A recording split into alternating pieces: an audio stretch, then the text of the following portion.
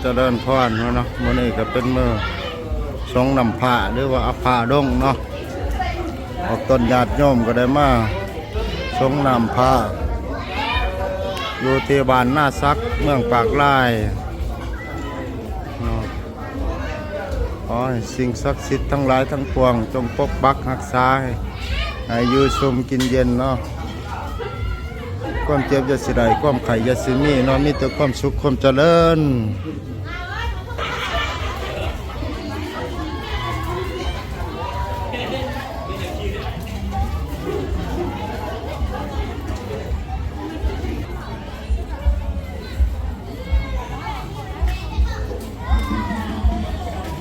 อันนี้ก็แม่นเนาะ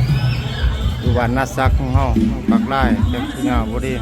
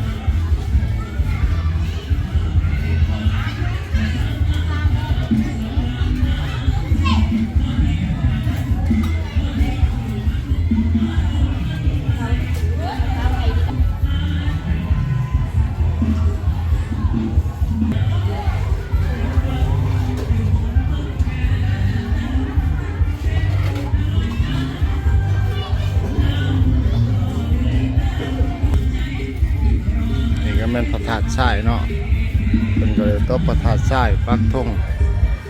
จักหน่อยเพิ่นสิได้เอาธงขึ้นหลังจากสงน้ำผ้าแล้ว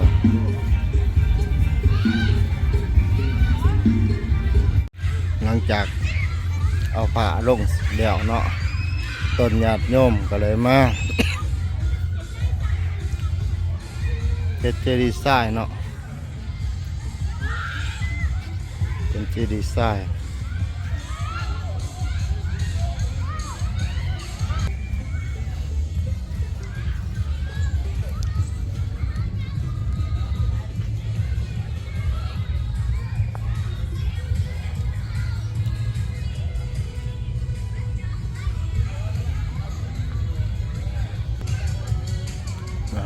ปักธงเนาะเป็นก็ได้ปักธง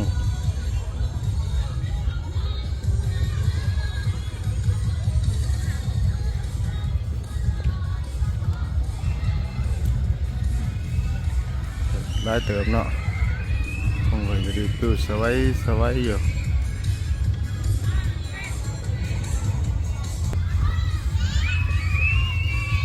จะประมาณนี้เนาะ